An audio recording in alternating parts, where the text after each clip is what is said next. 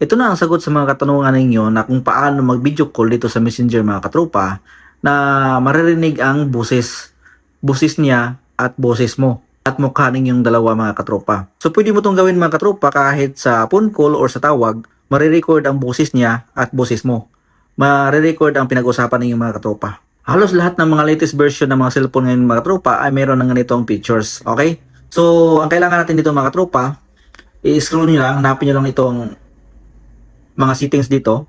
Dito nyo makikita mga katropa ang Wi-Fi, data, airplane mode, flashlight, hotspot, pati Bluetooth.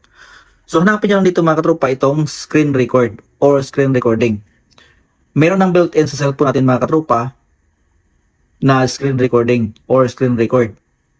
So magagamit mo ito mga katropa kapag meron kang video call sa Messenger or kahit anong platform na may video call, maririnig mga katropa ang boses niya at boses mo. So pareho kayong maririnig mga katropa kung anong mga pinag-usapan ninyo. Okay? So maraming naghahanap nito mga katropa, baka ito na ang sagot sa mga katanungan ninyo. So baka hindi mo lang alam na nandyan na sa cellphone mo, meron ng built-in na screen record. So dito mo lang makikita mga katropa sa taas. Silong cellphone dito sa taas, yan. Silong cellphone naman dito sa baba.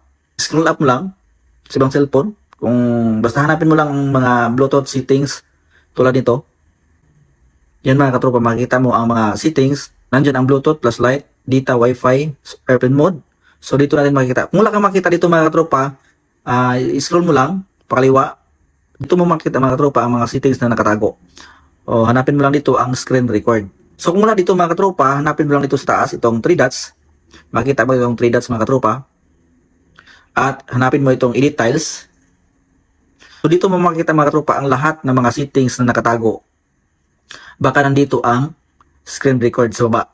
Okay? Hanapin mo lang dito sa baba mga katropa. Ito may mga plus sign. So kung makikita mo dito mga katropa, pinutin mo lang itong plus para ma-add na siya dito sa taas. Makasama na siya dito sa mga Bluetooth, flashlight, airplane mode, data. Kapag nakita mo na itong screen record mga katropa or screen recording, click mo lang, long press mo lang mga katropa. So dapat naka-on itong record system sounds. Okay? Para marinig ang pinag-usapan ninyo pareho. Maririnig ang boses niya at boses mo. At dapat naka-on itong record microphone sounds. Dito naman sa baba mga katropa, definition, pwede mong piliin mga katropa, i-click mo lang. Pwede mong piliin dito ang, kung meron kang 1080p, piliin mo lang, pero sa akin ay 720 lang ang nakalagay. Basta ang importante dito mga katropa, naka-on itong record system sounds at itong record microphone sounds. So kapag nag-uusap na kayo sa Messenger mga katropa, nag-video call na kayo, hanapin mo lang ang screen record sa cellphone mo at i-click mo lang. Tapos start recording. At automatic mga katropa, nagre-record na yan at maririnig na ang pinag-usapan ninyo dalawa. Okay? Pareho kayong marinig ang boses. Boses niya at boses mo.